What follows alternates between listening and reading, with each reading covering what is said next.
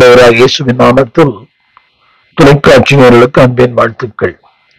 நாளின் செய்தி அப்போஸ்தலர்களுடைய புஸ்தகம் 20ஆம் அதிகாரம் 28 32 வசனங்கள் வரை.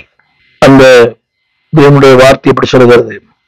ஆகையால் உங்களை குறித்தும் தேவன் தம்முடைய சுய ரத்தத்தினாலே சம்பாதித்துக் கொண்ட நம்முடைய சபையை மேய்ப்பதற்கும் பரிசுத்த ஆவியானவர் உங்களை கண்காணிகளாக வைத்த மந்தை முழுவதையும் குறித்து எச்சரிக்கையாயிருங்கள். நான் போன பின்பு மந்தையை தப்ப விடாதபடி கொடிதான ஓநாய்கள் உங்களுக்குள்ளே வரும். உங்களிலும் சிலர் எழும்பி சிஷ்யர்களை தன்னிடத்தில் இழுத்துக் கொள்ளும்படி மாறுபாடானவைகளை போதிப்பார்கள் என்று அறிந்திருக்கிறேன். 31ஆம் வசனம். ஆனபடியினால் நான் 3 வருஷம் இரவும் பகலும் கண்ணீரோடு இடைவிடாமல் அவனவனுக்கு புத்தி சொல்லிக் கொண்டு வந்ததை நினைத்து விழித்திருங்கள்.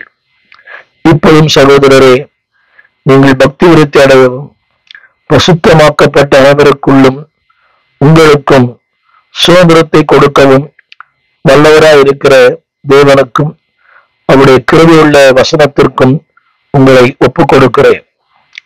இங்கே திருமறை சொல்லுகிறது, சபையை குறித்து எச்சரிக்கையாயிருங்கள். அங்கே சொல்லப்பட்ட வார்த்தை தம்முடைய சுயரத்தத்தினாலே சம்பாதித்த சபை. இன்றைக்கு தேவனுடைய சுயரத்தத்தினாலே சம்பாதிக்கப்பட்ட சபை இன்றைக்கு பல வித்தியாசமான கோணங்களிலே சிதைந்து உருவடைந்து ஒவ்வொருவருக்கும் ஒரு வித்தியாசமான போதனை. நவீன உலகத்தில் எங்களுக்கு தெரியும், கிருபையின் போதனை, செழிப்பின் போதனை, இன்னும் அதாவது புதிய உடன்படிக்கையின் போதனை, இப்படி பல போதனைகள் ஒவ்வொரு தேவமலை ஊழியரும் சொல்லிக் கொண்டிருக்கிறார்கள். அதற்கும் ஜனங்கள் போகிறார்கள்.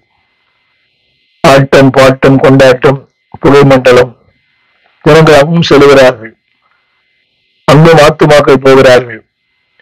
இதனாலே என்னுடைய செய்தி என்னவென்றால், இன்றைய நவீன சபையில உலக சபையில இருக்கிற மோசமான துக்கமான சம்பவங்கள், ஆங்கிலத்தில் some tragedies in the modern church, இந்த நவீன சபைகளிலே, அன்றைக்கு அந்த சபைகளில் 70 80களிலே இப்படிப்பட்ட இசைக்கருவிகள் இல்லை, ஒலிபெருக்கி சாதனங்கள் இல்லை, இப்படிப்பட்ட வண்ண விளக்குகள் இல்லை, இப்படிப்பட்ட டிராப் அவுட்ஸ் எல்லாம் இல்லை. இன்னைக்கு மாதத்திற்கு ஒரு மேடை அலங்காரம். அன்றைக்கு 70 என்பதில் நான் 70 ஆண்டவர் அறிந்தேன். 1970ஆம் ஆண்டு ஆகஸ்ட் மாதம் கர்த்தரை அறிந்தேன். அந்த சபைகளில் ஒரு பேண்டு, ஒரு டேம்பரின், அவ்வளவுதான். ரொம்ப வளர்ந்த சபையில் அக்காடின் இருக்கும். அன்றைக்கு நவீன சபைகளில நவீன இசைக்கருவிகள், ஒரு புகைமண்டலம், வண்ண விளக்குகள், அது நல்லதுதான். ஆனால் அங்கே ஆவியார் இருக்கிறார் என்பது கேள்வி. இன்றைக்கு அன்பானவர்களே, பவுலடியான் சொல்லுகிறான், எச்சரிக்கையாயிருங்கள். அதாவது பவுலடியானுடைய வாழ்க்கையில அவருடைய இதயத்துக்கு ஏற்றது சபை. இன்றைக்கு ஒவ்வொரு தேவனுடைய பிள்ளைக்கும் பல வித்தியாசமான விருப்பங்கள் இருக்கலாம். இப்படி சொன்ன புரியும். The most dearest thing in the world is church. ஒரு மீட்கப்பட்ட ஒரு பிள்ளைக்கு மிகுந்த நெருக்கமா இருப்பது சபை தான். The most dearest. நீங்க அனைவருக்கு டியரஸ்டா இருப்பாங்க, நண்பர்கள், உறவுகள்.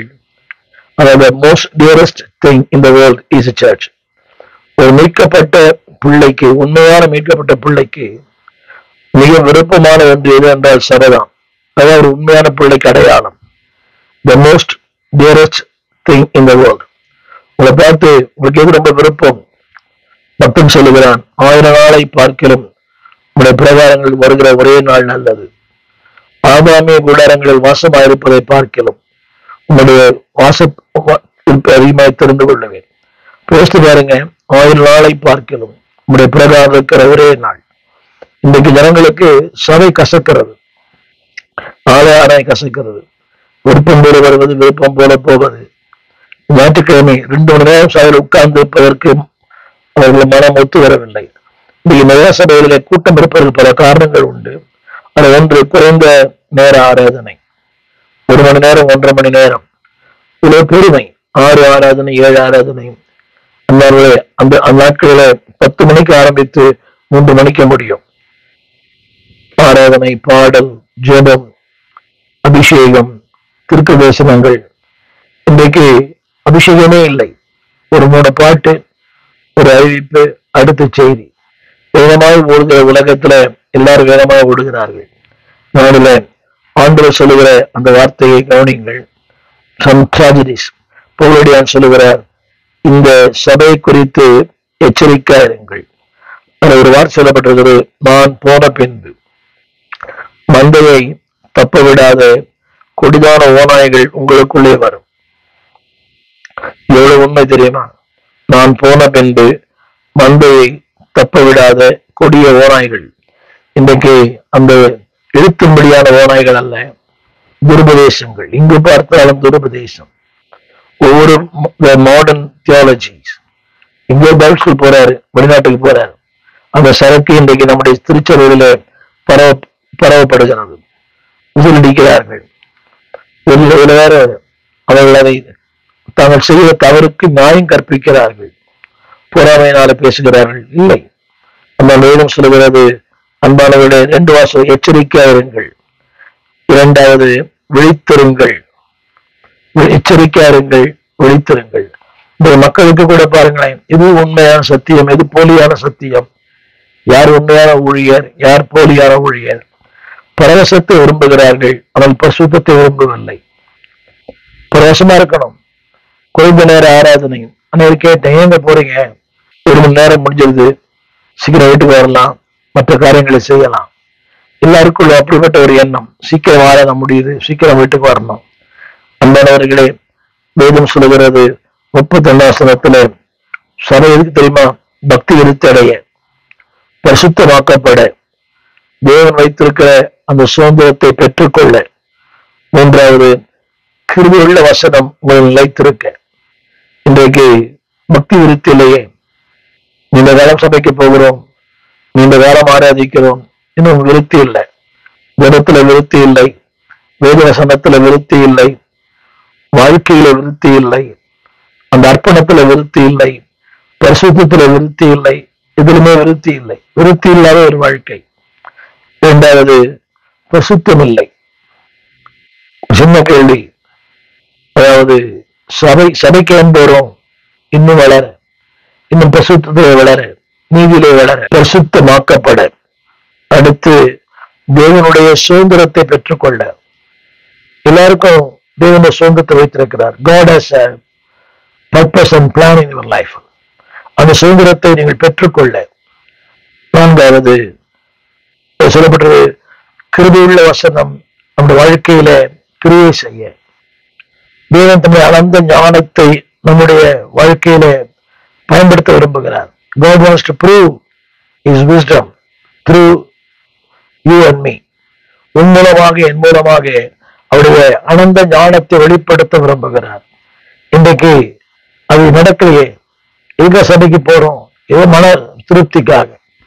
சபைக்கு போலன்னா இன்னைக்கு அந்த வாரம் முழுக்க ஒரு போராட்டமா இருக்கும். அதற்காக இல்லை என்பவர்களே. நீங்கள் சபைக்கு போவது உங்கள் ஆத்ம விருத்தி, பக்தி விருத்தி, பசுத்த விருத்தி, சுபாவங்கள் விருத்தி, எண்ணங்கள விருத்தி, எல்லாமே விருத்தி. ஒரு சில குறிப்புகளை சொல்ல போகிறேன். அதாவது இன்றைக்கு ஆண்டவர் சபையை 3 காரியங்கள் ஒப்பிட்டு பேசுகிறார். வேதம் அப்படி சொல்லுவது. நம்பர் 1, சபை என்பது ஒரு கட்டடம். அவருடைய கருத்து என்னவென்றால் அசைக்கப்படாது, உறுதியானது. குறிப்புகளை சொல்லுவாங்க, சொல்லுகிறேன். Church compare with building, church compare with body, church compare with bride, எல்லாமே பீல வரும். பில்டிங். சபை என்பது ஒரு அமைப்பு, அரசாங்கம். எப்படி உலகத்துல அரசாங்கம் இருக்கிறதோ சபை ஒரு அரசாங்கம். இதைத்தான் ஒன்றுக்கு 12 வாசிக்கிறோம். தேவனா சபையில ஆளுகைகள் ஏற்படுத்தினார். ஆளுகை சபையில் இன்னைக்கு எல்லாம் கேட்கிறாங்கன்னா ரொம்ப ஆளுகை செய்யறார் பாஸ்டர். சபை என்பது ஒரு அரசாங்கம் தானே. குறைவை பாருங்கள். 3B. Number 1 building. 1 கொரிந்தியர் 3:9 இப்படி சொல்கிறது, நாங்கள் தேவனுக்கு உடன் வேலையாற்றா இருக்கிறோம், நீங்கள் தேவனுடைய பண்ணை, தேவனுடைய மாளிகை. யோசித்து பாருங்கள், சபை என்பது தேவனுடைய மாளிகை. இதைத்தான் பக்தன் பாடுகிறார். சிங்கார மாளிகை, அது எழுத்தும்படியான உண்மை. சபை என்ற ஒரு பெரிய மாளிகை. அந்த மாளிகையில கர்த்தர் உங்களை வைத்திருக்கிறார். யோசித்து பாருங்கள், ஒரு காலத்துல குடிசையில் இருந்தோம், இன்றைக்கு தேவனுடைய மாளிகையில் இருக்கிறோம். எங்கேயோ வாழ்ந்தோம், வேலைக்காரனா இருந்தோம், இன்றைக்கு தேவனுக்கு உடன் வேலையா இருக்கிறோம். அதான் சபையின் மேன்மை. என்னை சபைக்குள்ள கால வைக்கிறீங்களோ அன்றைக்கு became the partner with Christ. உடன் வேலையால் தேவனுக்கு உடன் வேலையா மாறுறீங்க. இரண்டாவது, தேவனுடைய பண்ணை. யோசித்து பாருங்கள், ஃபார்ம். அதிலே விளைச்சலை கர்த்தர் உண்டு பண்ண விரும்புகிறார். பூக்கள், வாசனை திரவியங்கள், அங்கே கனி வகைகள், ஆங்கிலத்தில் சொன்னா ஃப்ரூட்ஸ். இரண்டாவது ஃபிளவர்ஸ், ஒன்றாவது ஃப்ராக்ரன்ஸ். உங்களை கர்த்தர் ஒரு சிங்காரவனமாய் மாற்ற விரும்புகிறார். ஒரு பாலைவனமாய் அல்ல, ஒரு சிங்காரவனமாய். மருதொன்றி, நளதம், குங்குமம், வசம்பு எல்லாம் ரொம்ப காஸ்ட்லி. உங்களை ஒரு சிங்காரவனமாய் கர்த்தர் மாற்ற விரும்புகிறார். அது மட்டுமல்ல, அடுத்த வசனம் சொல்லுகிறது 1 Corinthians 3:9, your body, your building. இரண்டாவது, your body of Christ. 1 Corinthians 12:12. எப்படி சரீரம் ஒன்றே, அவயவங்கள் அநேகம். ஒரே சரீரத்தின் அவயவங்கள் எல்லாம் அநேகமாக இருந்தும் சரீரம் ஒன்றாக இருக்கிறது. அந்த பிரகாரமா கிறிஸ்து இருக்கிறார். சற்று விளக்க விரும்புகிறேன். சரீரம் ஒன்று. அந்த கிறிஸ்துவின் சரீரத்திலே கர்த்தர் உங்களை அவயவங்களா வைத்திருக்கிறார். சாதாரண ஒரு ஆள் அல்ல. Church is the body of Christ. You are the part and parcel of the church body. அந்த சரீரத்திலே நீங்கள் ஒரு அவயவங்களா இருக்கிறீங்க. அந்த பிரகாரமாக கிறிஸ்து இருக்கிறார். You are not an ordinary person. நீங்கள் சபையில you are the body of, ஒரு தலை, கிறிஸ்து தலையா இருக்கிறார். அந்த தலையோடு இசைந்தோடு நீங்க இருக்கிறீங்க. எவ்வளவு பெரிய காரியம். அவர்தான் தலைவர். எனது தலைவன் ஈஸ்வராஜன், அவர்தான் தலை. நான் அவரோடு கூட இணைந்து செயல்படுகிற ஒரு சாதாரண ஒரு அவயம். நிறைய பேரு அவங்களையே தலையை நினைச்சுக்கிறாங்க. You are not the head. I am not the head. He is the head. I am just one of the part of the body. நன்றி தேவ பிள்ளைகளே, சபைக்கு போறீங்க, நீங்க பெருமை. சபைக்கு நிறைய பேருக்கு ஒரு சின்ன பதவி, ஒரு சின்ன ஊழியம் கொடுத்துட்டா அவருக்கு ஒரு பெரிய பெருமை. ஒரு யூத் லீடர், ஒரு சண்டே ஸ்கூல் லீடர், ஒரு கோயர்ல ஏதோ ஒரு பொறுப்பு கொடுத்த உடனே we think they are the boss. No. நீங்கள் அவர் தலையா இருக்கிறார். நீங்கள் சைவமா இருக்கிறீங்க. அவரோடு இணைந்து அவயமா இருக்கிறீங்க. Church is a building. Church is a body. Thirdly, church is a bride. சபை என்பது ஒரு மணவாட்டி. அவர்தான் மணவாளன். எபேசியர் 5:23. கிறிஸ்து சபைக்கு தலையா இருக்கிறார். புருஷனும் மனைவிக்கு தலையா இருக்கிறார். இங்கே பிரைட் என்ற வார்த்தை பயன்படுத்தப்பட்டிருக்கிறது. பிரைட் அதாவது அவர் மணவாளன், அவர் மணவாட்டி. இங்க சொல்லப்பட்டிருக்கிறது அவரே சரீரத்திற்கு இரட்சகரா இருக்கிறார். Is the bride. அந்த மணவாளன் இப்படிப்பட்ட ஒரு மணவாட்டி விரும்புகிறார். நாட் செகண்ட் ஹேண்ட், கரைபட்ட சோர்ந்து போன, அல்லாவிட்டால் பொல்யூட்டட் பிரைட் குரூம் அல்ல. பிரைட் குரூம் வித் பியூரிட்டி, பரிசுத்தம், நீதி, சத்தியம். இப்படிப்பட்ட நாட் செகண்ட் ஹேண்ட், இரண்டாம் தரமான ஒரு மனவாட்டி அல்ல, முதல் தரமான. நீங்க யோசித்து பாருங்க, இரண்டாம் தரம் தான். உலகத்துக்கு முதலிடம், ஆண்டவருக்கு இரண்டாம் தரம். தேவனுக்கு முன்னுரிமையே இல்லை இன்னைக்கு உலகத்துல. அவர் கொடுக்க வேண்டிய முன்னுரிமையை உலகம், சினிமா, டிவி, மொபைல், வேலை வாய்ப்பு இதெல்லாம் ஆக்கிரமிக்கிறது. வேண்டாம். அவர்தான் உன் வாழ்வின் முன்னுரிமை. என் முதன்மையும் அவர்தான், என் முழுமையும் அவர்தான். அடுத்து திருமறை சொல்லுகிற அடுத்த வார்த்தை, ஆண்டவர் உங்கள் மூலமாக, என் மூலமாக அவர் மீட்பின் திட்டத்தை இந்த பூமியில் நிறைவேற்ற விரும்புகிறார். அதான் சபை. ஏன் சபைக்கு வச்சா தெரியுமா? God wants to work through the church. உங்கள் மூலமாக, என் மூலமாக அந்த மீட்பின் பணியை அவரெல்லாம் செய்ய முடித்தார். ஆனால் உங்கள் மூலமாகவும் என் மூலமாகவும் அந்த மீட்பின் பணியை செய்து முடிக்கத்தான் தேவன் சபையில வைத்திருக்கிறார். வசனம் சொல்லுகிறது, அன்பானவர்களே, எனவேதான் ஆண்டவர் உங்களை சபைக்கு வச்சிருக்கிறார். இந்த நோக்கம் உங்கள் மூலமாய் உங்களே செய்தார். இரண்டாவது, உங்கள் மூலமாய் செய்ய விரும்புகிறார். இன்றைக்கு அன்பானவர்களே, இப்படி சொன்னா உங்களுக்கு புரியும். ஆண்டவர் உங்களை என்னையும் விலை கொடுத்து வாங்கியிருக்கிறார். அந்த வசனம் எழுதப்பட்டிருக்கிறது, தன்னுடைய சுய ரத்தத்தினாலே சம்பாதித்த சபை. என் அன்பு தேவ பிள்ளையை மறவாதே. You not just an ordinary person. அதாவது நீ விலை கொடுத்து வாங்கப்பட்ட ஒருத்தி, விலை கொடுத்து வாங்கப்பட்ட ஒருவன். ஒரு பழைய பாடல், நீ உனக்கு சொந்தம் அல்லவே, நீ மீட்கப்பட்ட ஒரு பாவி. நீ உனக்கு சொந்தம் அல்ல, நீ அவருக்கு சொந்தம். You are bought with a price. தேவன் உங்க என்ன விலை கொடுத்து வாங்கியிருக்கிறார். எனவே அந்த எண்ணத்தோடு கூட, அந்த சிந்தையோடு கூட, அந்த உணவோடு கூட நாம் வாழ்வோம். அன்பானவர்களே, நீங்கள் அவருடைய விலைக்கிரயத்தினால் மட்டுமல்ல, அவருக்குள் முத்திரிக்கப்பட்டிருக்கிறீர்கள். தொடர்ந்து ஆண்டு சபைக்குள்ள வரவு பெரிய மேன்மை. சபைக்குள்ள சும்மா ஏதோ வந்து உட்கார்ந்து நிறைய பேர் பார்க்கிறாங்க, அது போல போறது ஒரு எந்திர மாதிரி அல்ல, ஸ்பெஷல்.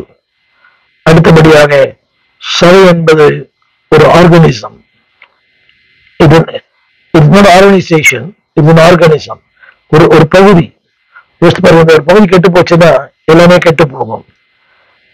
ஆனால் அந்த சபையில் எனக்கு இருக்கிற சில துக்கமான காரியங்களை சொல்ல விரும்புகிறேன். திரும்ப சொல்லுகிறேன், it's a building, it's a body, it's a bride. ஆனால் தேவன் விலை கொடுத்து வாங்கிய சபையிலே சில துக்கமான காரியங்கள். எபிரேயர் 10:25, இதில் 10:25, சபை கூடியவர்களை விட்டு விடுவது போல நாம விட்டு விடாமல். இந்த செய்தியை நான் இங்கிலாந்து தேசத்திலிருந்து ஒளிப்பதிவு செய்கிறேன். ஒரு காலத்துல இந்த இங்கிலாந்து தேசம் அநேக விஷயம் உருவாக்கினது. வேதம் அச்சரிக்கப்பட்டது. அநேக மிஷன்ல தாங்கிய மிஷன் உருவாக்கின ஒரு தேசம். இன்றைக்கு சபை ஆட்கள் இல்லை. சபைகள் எல்லாம் விற்பனைக்கு எழுதப்பட்டிருக்கிறது. சின்ன ஒரு கூடுதலை பேசினேன். எஸ்தரி புஸ்தகம் எடுக்க தெரியல, இசைக்கல் புஸ்தகம் எடுக்க தெரியல, விளம்பர புஸ்தகம் எடுக்க தெரியல. வளர்ந்தவர்கள் எல்லாம் வளர்ந்தவர்கள் தான். நாட்டம் இல்லை, எந்திரமான வாழ்க்கை, வசதி வாய்ப்பு. திருச்சபை ஆட்கள் இல்லை. பல ஆண்டுகளாக இங்கிலாந்து தேசத்திற்கு பயணம் செய்கிறேன். 10 பேர், 8 பேர், 7 பேர், ஜனங்களே இல்லை நீ சபையில. துக்கமான ஒன்று. அதனுடைய காரணம், மக்களுக்கு சபையில் நாட்டம் இல்லை. என்ற முதல் குறிப்பு அன்அட்டெண்டட் சர்ச்சஸ். ஒரு 3 காரம் சொல்லுகிறேன், இதை புரிந்துகொள்வதற்கு எதிராக. அன்அட்டெண்டட், சபைக்கு போவதில்லை. அன்பவுட், முழங்கால் போட அன்அட்டெண்டட் சர்ச்சஸ். 2வது அன்பவுட் நீஸ், முழங்கால் போட விருப்பம் இல்லாத மக்கள். இன்னைக்கு மாடர்ன் உலகத்துல இறங்க விரும்பவே இல்லை. முழங்கால் போட்டு சபையில சேர் போட்டாச்சு. சின்ன குழந்தை பையன் கூட சேர்ல உட்காரு, வயசான சேர்ல உட்காந்தா பரவாயில்ல, சின்ன பிள்ளை கூட சேர்ல உட்காருது. முழங்கால் போடுறதே இல்லை, உட்கார்ந்ததே ஜெபம். அவன் கால் மேல காலை போட்டு ஜெபம். ஜெபத்துல உனக்கு கட்டளை எழுதுகிறேன். யாருக்கு யார் கட்டளை எழுதுவது? ஒரு பெரிய தேவன், உயர்ந்த தேவன், உன்னதமான தேவன். அன்பவுட் நீஸ், முழங்கால் படியிடாத முழங்கால்கள். இதுல சொன்னேன் unattended churches. இந்த ஜனங்களுக்கு சபைக்கு போக விருப்பமே இல்லை. ஒரு பிள்ளையும் சொல்லுகிறது, 60% அமெரிக்க ஜனங்கள் சபைக்கே போறது இல்லையா? சபைக்கே போறது 60% அமெரிக்க ஜனங்கள். இன்னைக்கு சபைக்கு போவது என்பதே மிகுந்த குறைவான எண்ணிக்கையுள்ளவர் தான் சபைக்கு போறாங்க. சின்ன கேள்வி கேட்கிறேன், இந்தியாவில் நம்பர் 1, இந்தியா நம்பர் 1. ஆசிய நாடுகள் பரவாயில்லை. ஐரோப்பிய நாடு, அமெரிக்க நாடுகளும் அதில் மிகுந்த பின்னிலையில் இருக்கிறது. 60% ஜனங்கள் சபைக்கே போறது இன்னைக்கு. ஆனால் இந்திய மக்களுக்காக நன்றி சொல்லுகிறேன். கவனிங்கள், அதாவது சபை என்னைக்கு நேசிக்கிறீங்களோ அன்னைக்கு சபைக்கு போக முடியும். ஆரம்பத்தில் சொன்னேன், church is the most dearest one. அதுதான் விருப்பமான இடம், அதுதான் வேற பெற்ற இடம். அதை நீங்கள் நினைவு கூர்ந்தீங்கன்னா you don't miss a church. எனக்கு அறிவித்திருந்த 55 ஆண்டுகளில் 1-2 ஆராதனை தவிர நான் ஆராதனை மிஸ் பண்ணதே இல்லை. பொதுவாக இந்த ஞாயிற்றுக்கிழமை பயணங்களில ஆதாயமான கட்டணங்கள் மிக குறைவு, பஸ் கட்டணங்கள் கூட மிக குறைவு. ஆனால் அது முக்கியம் அல்ல. கர்த்தருடைய நாள் கர்த்தருக்கே. இதை ஆரம்பத்தில் சொன்ன the most dearest and the most precious, விருப்பமான விலையேற பெற்ற இடம் சபைதான். எனவே அன்பான பிள்ளைகளே, திரும்ப சொல்லுகிறேன், இன்னைக்கு காலை ஆராதனை கூட்டம் போகுது, மாறான கூட்டமே இல்லை, தினத்துக்கு கூட்டமே இல்லை, வேத பாடத்திற்கு கூட்டமே இல்லை, ஆனால் வேத பாடம் நடத்தவே இல்லை. ஜனத்துக்கு ஒரு 10 பேர், அது பெண்கள் தான். The tragedies in the church, modern church. மக்களுக்கு அந்த எண்ணம் உணர்வு மிகுந்த பாரத்தோடு பேசுகிறேன். இரண்டாவது, ரிலேட்டட் ஃபேக்ட்ஸ் சொன்னேன். ரிலேட்டட் ஃபேக்ட்ஸ் உண்மை சபைக்கு போறதில்லை. இரண்டாவது, தேவனோட அந்த ரிலேஷன்ஷிப் இல்லை, அந்த உறவே இல்லை. என்ன உறவு இல்லை? தேவனோட உறவு இல்லை, தேவனோட உறவு இல்லை. ஆலயத்துல பார்க்கிறேன், ஆமேன் முடிந்த பிறகு ஜனங்கள் தீப்பற்றி ஓடுவது போல ஓடுகிறார்கள். முன்னோரு பாஸ்டர் ஸ்தோத்திரம் பண்ணோம், சக மனிதரோடு விசாரிக்கணும், இல்லவே இல்லை. அது எல்லாம் ஆவிக்குரிய சபைகள் அப்படிதான் இருக்குது. ரிலேஷன்ஷிப் கவனிகள். அதாவது இன்றைக்கு சபை, அதாவது சபைக்கு உண்மையா இல்லை, சபைக்கு உண்மையா இல்லை, போதற்கு உண்மையா இல்லை. தேவனுக்கு உண்மையா இருந்தா சபைக்கு உண்மையா இருப்பாங்க, தேவனுக்கு உண்மையா இருந்தா போதவருக்கு உண்மையா இருப்பாங்க. தேவனுக்கு உண்மை இல்லை, போதவருக்கு உண்மை இல்லை. அதாவது கருத்து என்னவென்றால், இன்னைக்கு ஜனங்களுக்கு அந்த முதல் வாரம் தான் போகணும் திருவிருந்து.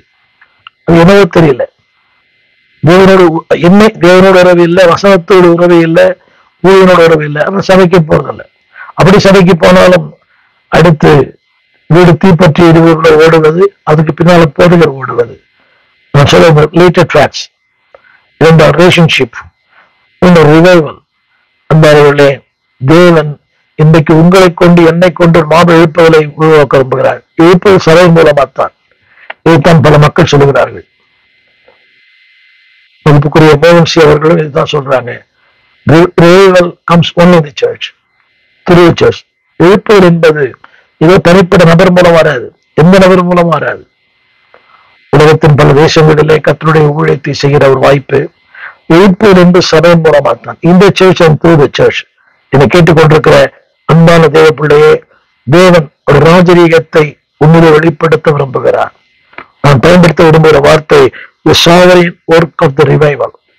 தேவன் ஒரு ராஜரீகத்தை உன்னிலே உன் மூலமாக வெளிப்படுத்த விரும்புகிறார். சொல்லுங்க, இப்ப ஏன் தெரியுமா சபை மூலம் வெளிப்படுத்துறாரு? Because Sabatham character மாத்துது. கேரக்டர் இல்லாத ஒரு மனிதன் மூலம் எழுப்புதலே வராது. திரும்ப திரும்ப சொல்லுகிறேன், நோ கேரக்டர் நோ ரிவைவல். தேவன் உன்னை உருவாக்கி உன்னை உருவேற்படுத்தி, God wants to a character, உன்னிலே ஒரு நல்ல சுபாவங்கள், நல்ல பண்புகள் கவனிங்கள். எனவே உங்கள் மூலமாகத்தான் தேவன் காரணம் உருவாக்குகிறார். நான் சொல்லும் வார்த்தை, உறவு இல்லாத, தெளிவு இல்லாத, சபையை விரும்பாத, சபையை நேசிக்காத, சபையோடு தொடர்பு இல்லாத எந்த ஒரு மனிதன் தேவன் பயன்படுத்த மாட்டார். துக்கமான காரியம் என்னவென்றால், இன்றைக்கு சுவிசேஷகர்கள் சபையை கனம் பண்ணுவதில்லை. துக்கமான ஒன்று. அதுதான் சொன்னேன், tragedies in the modern church. குணங்கள் இருக்கிறது, வல்லம் இருக்கிறது. திரும்ப திரும்ப துக்கம் சொல்றேன். இந்த சுவிசேஷம் சபைகளை கண்டம் பண்ணி பேசுறாங்க, ரொம்ப தவறு. Don't condemn the church. Church is the most precious one. சபை மக்கள் ஒருவேளை இருக்கலாம். திரும்ப சொல்ல, revival comes only through the church. இரண்டாவது, இன்றைக்கு ஆரம்ப சொன்ன unattended churches, இந்த சபைக்கு போகாத மக்கள் இன்றைக்கு. இரண்டாவது, unbowed knees, முழங்கால் போட விரும்பாத திருச்சபை மக்கள். இந்த செய்தி கேட்ட பிறகு இந்த முழங்கால் போட்டு ஜெபம் பண்ணுங்க. சபைக்கு போன உடனே ஒரு சேர்ல உட்காந்துருக்கலாம், கொஞ்சம் முழங்கால் போட்டு ஜெபிங்க, விரும்புங்கள். சேர்ல உட்காந்து ஜெபம் பண்றது அது எந்த விதத்துல ஏற்புடையது அல்ல. வயது அதிகமானாலும் ஒருவேளை பல பலவீனம் இருக்குமான உட்காந்து ஜெபம் பண்ணுங்க. ஆனா நல்ல சுகம். பார்க்கும் கண்கள் தந்தீர் ஐயா, ஓடும் கால்களை தந்தீர் ஐயா. இத்தனை பேருக்கு சர்க்கரை வியாதினாலே கால் எடுக்கப்படுகிறது. எவ்வளவு துக்கம். அவன் நிக்க கூட முடியல. முழங்கால் போட முடிய மக்கள் ஏராளம் இருக்கிறார்கள். உங்களுக்கு எனக்கு சுகம் கொடுத்திருக்கிறார். So kneel down.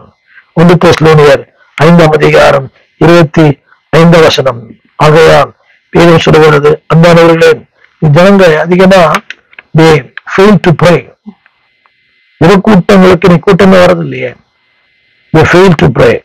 எனவேதான் 1 தெசலோனியர் 5:15 சொல்லுவது, இடைவிடாமல். கூட்டத்துக்கு போறீங்க, இந்த செய்தி கேட்கிற அன்பான சகோதரியை சகோதரி, உங்க சர்ச் ஜபத்துக்கு போறீங்களா? You attend your church prayer meeting? போறதே இல்லை. வயசான ஒரு 4 பாட்டி அம்மா, வயசான ஒரு அம்மா அங்க வராங்க. அவர்கள் ஜபக்கூட்டமே போறது இல்லை. இவங்கெல்லாம் ஊழியம் செய்யறாங்களாம், யூத் நடத்துறாங்க, சண்டே ஸ்கூல் நடத்துறாங்க, ஜபத்துக்கு மட்டும் வர மாட்டாங்க. எந்த விதத்துல நியாயம்? அதைத்தான் ஆரம்பத்துல சொன்னேன். அதாவது unbowed knees. தேவனாகிய இயன் பவுல் சொல்லுகிறார், every good things that are come to him only directed by the result of prayer. உண்மையான எந்த பூரணமான எந்த வரவும் ஜபத்தின் மூலமா தான் வருது. அதான் இயன் பவுல் சொல்றார், every good thing that ever came to him was directly or indirectly the result of prayer. ஜபத்தின் பலன்தான் உண்மையான காரியங்கள், ஜபத்தின் பலன்தான் ஆசீர்வாதமான காரியங்கள். அது மட்டுமல்ல, இன்னைக்கு சர்ச்சில் இன்னைக்கு எல்லாம் இருக்கிறது. கவனியங்கள், இந்த ஜபத்துல என்ன கற்றுக்கொள்ளுன்னா, ஜபம் என்பது தேவனோட உள்ள பழக்கம். You are educated, you are learning. அது மட்டுமல்ல அன்பானவர்களே, ஜபம் என்பது உங்களை பழக்கி வைக்கிறது. நீங்களோடு பழகி சமாதானமாயிரும், அதனால் நன்மை வரும். ஜபம் ஒரு பழக்கம். எவ்வளவு பழகுறீங்களோ அவங்களுக்கு ஆசீர்வாதம். அது சொல்லப்பட்ட வார்த்தை, you get what God can do. தேவன் விரும்புகிற ஒன்றை உங்கள் மூலமா செய்ய வேண்டுமானால் ஜெபியுங்கள். திரும்ப சொல்ல விரும்புகிறேன், தேவன் விரும்புகிற ஒன்றை உங்கள் மூலமாய் தேவன் செய்ய வேண்டுமானால் ஜெபியுங்கள். You get what God can do. தேவன் உங்களுக்கு கொண்டு பெரிய காரியம் செய்ய முடியும். அன்பானவர்களே, மத்திய 6ஆம் அதிகாரம் வாசித்து பார்க்கும் போது முழுக்க மத்திய 6 முழுக்க ஜலத்தை குறித்த ஒரு ரகசியங்கள். மத்திய 6ஆம் அதிகாரம் வாசியுங்கள். மத்திய 6ஆம் அதிகாரம், the secret of prayer is secret prayer. திரையில் பாருங்கள், the secret of prayer is secret prayer. ஜபத்தின் ரகசியமே ரகசியமா ஜெபிப்பது. ஜபத்தின் ரகசியமே ரகசியமா ஜெபிப்பது. The secret of prayer is secret prayer. இது கொஞ்சம் சொல்லி பாருங்களேன். ஜபத்தின் ரகசியமே ரகசியமா ஜெபிப்பது. எல்லாரும் பார்க்க ஜெபிப்பது அல்ல. வார்த்தையின் ஜாலங்கள், அடுக்குமொழி, ஒரு அந்நிய பாஷை. No, the secret prayer is secret prayer. கொஞ்சம் புரிந்து கொள்ள கடினம். ஜபத்தின் ரகசியமே ரகசியமா ஜெபிப்பது. ஜெயிச்சு பாருங்க, will have success. அன்பானவர்களே, நீங்க எந்த நிலையில உட்கார்ந்து ஜெபிங்க, பட் இதயம் வாங்கி இருக்கணும். I want to put it in English like this. Pray in any position, the body, but your heart must be bow. இதயம் தாழ்த்துங்க. நிறைய பேர் இதயம் தாழ்த்தாம நீங்க முழங்கால் போட்டு அர்த்தமே இல்லை. உங்களுக்கு ஒரு சம்பவம் தெரியும், ஒரு கருத்து நினைக்கிறேன். ஒரு பையன் ஸ்கூல் கிளாஸ் ரொம்ப அட்டகாசம் பண்ணியிருந்தான். அந்த வார்த்தையை சொன்னாரு, ஸ்டாண்டப் ஆன் த பெஞ்ச் அப்படின்னாரு. எழுந்து நிற்கவே இல்லை. திரும்ப சொன்னார், என்னுடைய பள்ளி நாட்களில் நானும் பெஞ்ச் நின்று இருக்கிறேன். திரும்ப ஸ்டாண்டப் ஆன் த பெஞ்ச் நிக்கல. கோபா சொன்ன ஸ்டாண்டப் ஆன் த பெஞ்ச் அப்படின்னாரு. அவன் என்ன அவனை சொன்னான் மனசுக்குள்ள, சார் உங்களை நிக்கிறேன், அவன் எனக்குள்ள உட்கார்ந்தா இருக்கிறேன். இன்னைக்கு நிறைய பேர் கவனிங்கள், அந்த முழங்கால் படியீடு வந்து தாழ்மை. நான் ஒன்றுமில்லை ஆண்டவரே. இத்தனை தேவமணிகளை பார்த்திருக்கிறேன். பேட்ரிக் ஜோஷுவா அவர்களை, பல தேவமணிகள், எல் ஜோசப் ஐயா அவர்களை முழங்கால் படியை தான் ஜெபிக்கிறாங்க. அவர்கள் கூட முழங்கால் படியிட்டு. அன்பானவர்களே, இது ஷோக்காக இல்லை. ஐ humble myself. என்னால தாழ்த்துகிறேன். முழங்கால் போட முடியாது சொன்ன பார்த்தீங்களா? You can pray in any position of the body. உங்கள் சரீரத்தில் எந்த நிலையிலும் நீங்கள் ஜெபிக்கலாம். ஆனால் உங்கள் இதயம் தேவனுக்கு முன்பாக தாழ்மையோடு இருக்கணும். நம்மளுடைய சொன்ன the failure to pray. ஜெபிக்க மறந்த கூட்டம் இன்னைக்கு. அதை நீங்க நான் ஒத்துக்கொள்ள வேண்டும். இன்னைக்கு எல்லாம் இருக்கிறது. அடிப்படை தேவையில்லாத குடும்பங்கள் இருந்தது. இன்னைக்கு எல்லாம் நிறைய தேவை. ஐடி ஒர்க்கு, நல்ல சம்பளம். யாரும் இன்றைக்கு ஏழ்மை நிலையில் இல்லை, ஒரு சிலரை தவிர. பிள்ளைகள் சம்பாதிக்கிறார்கள், நல்ல வசதி, நல்ல வாழ்க்கை. Failure to pray. இரண்டாவது, தி ஃபேக்ட் ஆஃப் பிரேயர். அந்த பெந்தெகோஸ்தே நாளிலே 120 பேர் ஜெபித்தார்களா? எத்தனை பெரிய மகத்தான வாழ்க்கை. திருச்சபை ஜெபத்தில் தான் ஆரம்பித்தது. 120 பேர் ஜெபித்தார்கள் இடத்துல. இன்னைக்கு 12 பேர் ஜெபிப்பதே பெரிய காரியம். இப்ப ஜெபக்கூட்டத்தை போயிருந்தேன். ஒரு 6 முதியவர்கள், 7 முதியவர்கள், இங்கிலாந்துல 7 முதியவர்கள். அந்தவர்களே வேதம் சொல்லுகிறது, பேதுரு பிரசங்கித்தான். அன்னைக்கு 10 மணி நேரம் ஜெபம் பண்ணாரு. 10 நிமிஷம் பேசினாங்க. 10 மணி நேரம் ஜெபம் பண்ணாங்க. 10 நிமிஷம் பேசினாங்க. மக்கள் மனம் திரும்பினாங்க. இன்னைக்கு 10 நிமிஷம் பேசுறோம், 10 நிமிஷம் ஜெபிக்கிறோம், 10 மணி நேரம் பேசுறோம். மக்களுடைய மனம் திரும்புவாங்க. We pray 10 minutes, but we preach 10 hours. அன்றைக்கு we pray 10 hours and preach 10 minutes. பேதுரு படிச்சு பாருங்க. பேதுரு பிரசங்கத்தை, எளிமையான பிரசங்கம். அவர்கள் குத்துண்டவர்களாகி 3000 பேர் 4000 பேர் ரட்சிக்கப்பட்டார்கள். அதாவது 10 minutes தான் அந்த பிரேயர் பிரசங்கமே. அப்போ கண்டுபிடிக்கும் பிரசங்கம் 10 நிமிஷம் தான். ஆனா 3000 பேர். இன்னைக்கு அந்தானுடைய 10 நிமிஷம் ஜெபிக்கிறோம், 10 மணி நேரம் பேசுறோம். இப்படி மக்கள் சபைக்கு வருவார்கள், இப்படி மனம் திரும்புவார்கள். இது உங்களுக்கும் பொருந்தும், எனக்கும் பொருந்தும். பிரேமோ 10 நிமிஷம் பிரசங்கம், 3000 பேர். அப்படியானால் 10 மணி நேரம் ஜெபம். திரும்பமாக ஜெபத்துக்குரிய சில உண்மைகள். இன்றைக்கு மாலை ஆராதனைக்கு வருவதற்கு நிறைய சாக்கு போக்குகள். ஜெபத்துக்கு நிறைய சாக்கு போக்கு. அடுத்த நாள் ஸ்கூலுக்கு போகணும், பிள்ளை படிக்கணும், ஹோம்ஒர்க் பண்ணணும், சமைக்கணும். இல்லை, அதைத்தான் சொன்னேன். Failure to pray. ஜெபிக்க என்னைக்கு மறந்துடுறீங்களோ அன்னைக்கு வாழ்க்கை ஒண்ணும் இல்லை. ஜெயிச்சு பாருங்க. நான் திரும்ப சொல்ல நம்புகிறேன். அன்போக்னிஸ், முழங்கால் படியிடாத வேண்டாம். அன்பானவர்களே, இன்னைக்கு ஞாயிற்றுக்கிழமை காலையில மட்டும்தான் கூட்டம், மற்ற நாள் கூட்டமே இருக்கிறது இல்லை. அது ஜபம்தான் ஒரு ஆரோக்கியமான சபையினுடைய அஸ்திபாரம். ஒரு சபைக்கு ஆரோக்கியமே ஜபம் தான். சில சபைகள் அப்படி ஜபத்துக்கு வராங்க, அவங்களுக்காக நன்றி. அதுதான் ஆரோக்கியமான சபை. காலை அட்டன்ஸ் வச்சு ஒரு சபை நிர்ணயிக்க கூடாது. காலை யார் வேணா வரலாம், ஆனா ஜபத்துக்கு வராங்களா அடிக்கணும்னு சொல்லுவேன். சண்டே மார்னிங் வரவங்கலாம் பார்வையாளர்கள், ஜபத்துக்கு வரவங்க பங்குதாரர்கள். நீங்க பார்வையாக இருக்க வேண்டாம், பங்குதாரங்க. அதாவது விருப்பம் இல்லாம சபைக்கு வர்றது, விருப்பம் இல்லாம ஜபத்துக்கு வர்றதுன்னா ஆசீர்வாதமே இல்லை. விருப்பத்தோடு மானானது நீரோட வாஞ்சில் கதறது போல. இதுல மக்கள் கேட்கிறாங்க, நான் வரலையே, பாஸ்டர்கிட்ட கேட்கலையே. ஹலோ, நீங்க உங்களுக்கு வாஞ்சிருக்கணும். ட்ரெயின் மிஸ் பண்ணிடுறீங்க, டிடிஆர் உங்க வீட்டுல வந்து கேட்கறது இல்லை. ஃபிளைட் மிஸ் பண்ணிடுறீங்க, பைலட் வீட்டுல வந்து கேட்கறது இல்லை. ஆனா இது மட்டும் கேட்கறாங்க, பாஸ்டர் வந்து கேட்கலன்னு.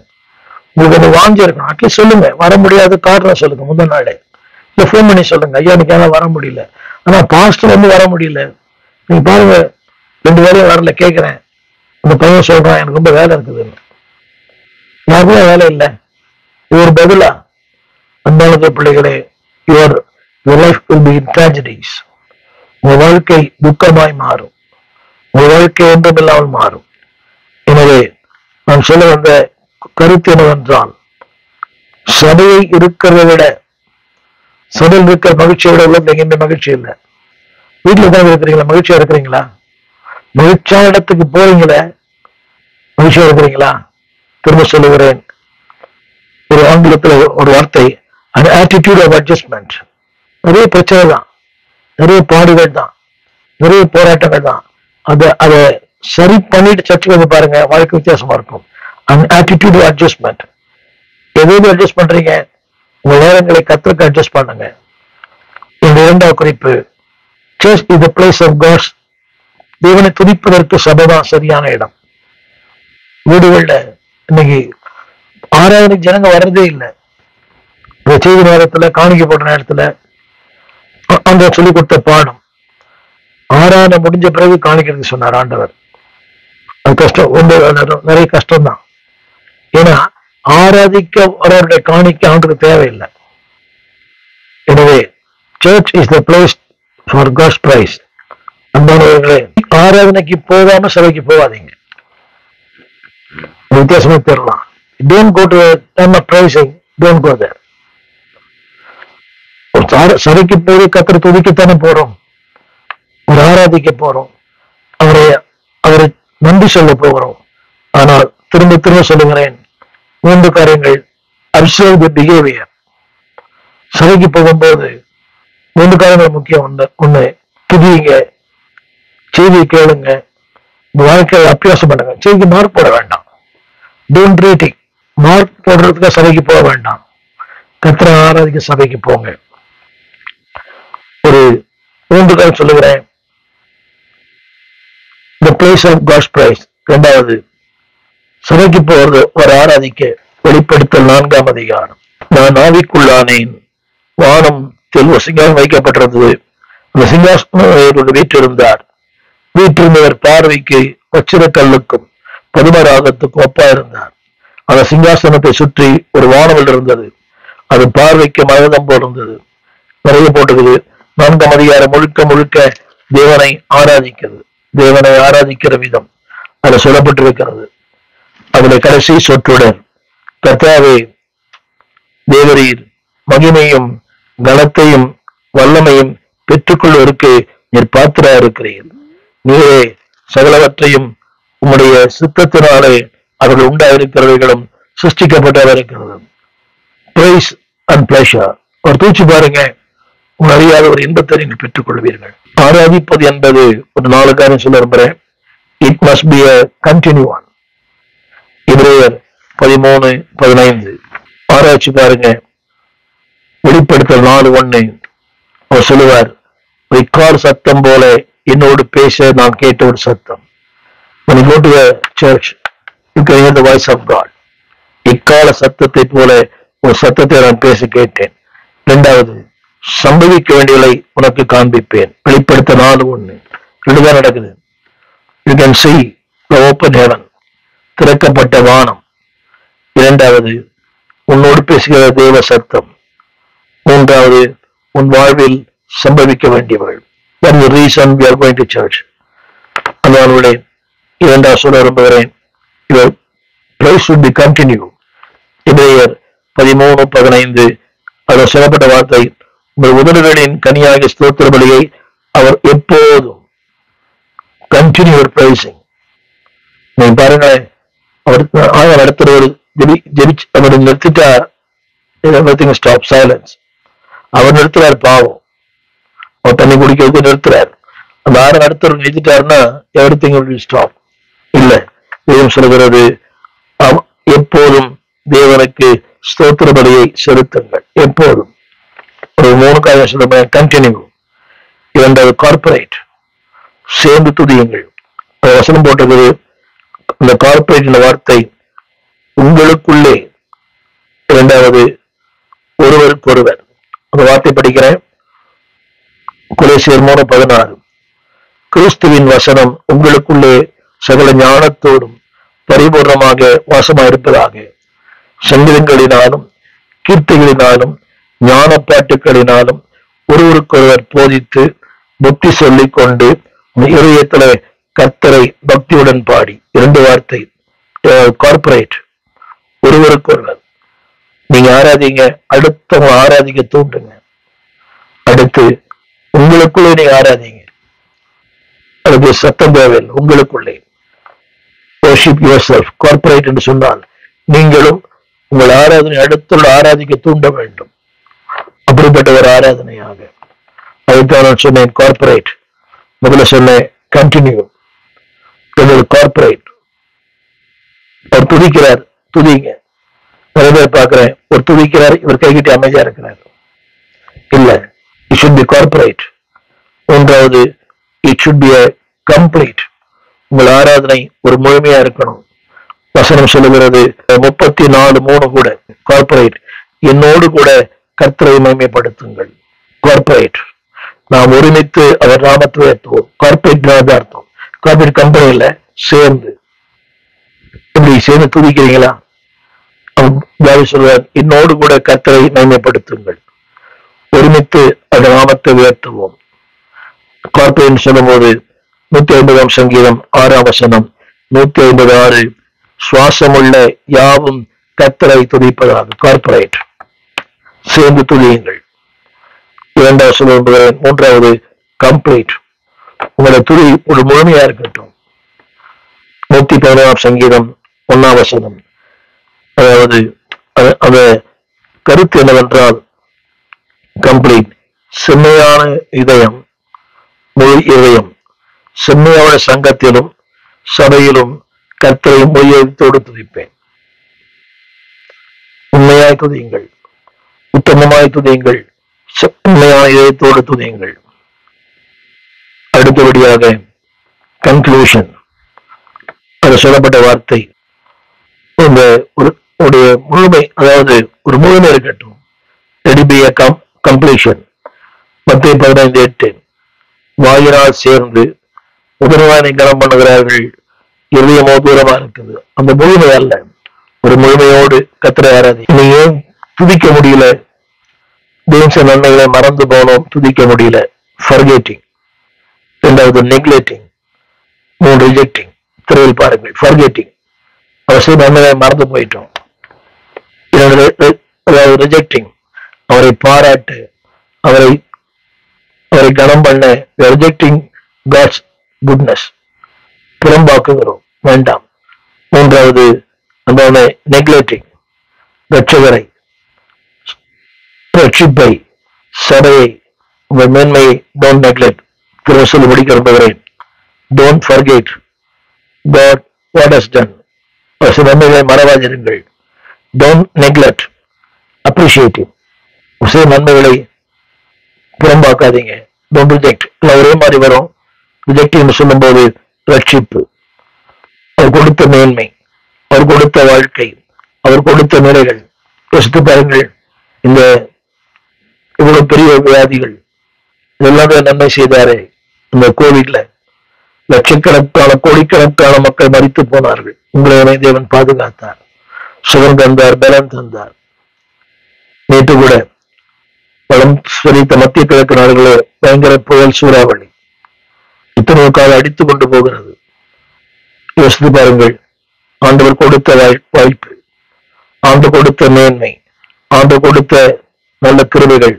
திரும்ப டோன்ட் கிரம்பிளிங், முறுமுறுக்க வேண்டாம், சோர்ந்து போக வேண்டாம், இலக்கரித்து போக வேண்டாம்.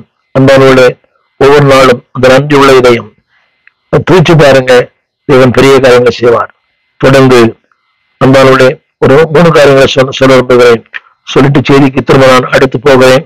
முதலாவது சொன்னேன், church is the place of God's praise. 2வது காட்ஸ் பிரசன்ஸ். 3வது காட்ஸ் பீப்புள்.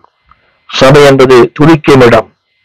காட்ஸ் பிரசன்ஸ், தேவன் வாசம் பண்ணும் இடம், தேவஜனங்கள் கூடும் இடம். இதை குறித்த செய்தியை தொடர்ந்து கேளுங்கள். எங்கள் விலாசம்: போதகர் ஸ்டீபன் தேவகுமார், திறந்த வாசல் சபை, நம்பர் 65, பரமானந்த தெரு, 7 கிணறு, சென்னை 600001. தொடர்புக்கு 9841839287. மேலும் 04443183330. எங்கள் மின்னஞ்சல் stephenopendor@gmail.com. எங்கள் தேவ செய்திகளை யூடியூப் சேனலில் பார்த்து பயனடையுங்கள். தேவன் உங்களை ஆசீர்வதிப்பாராக.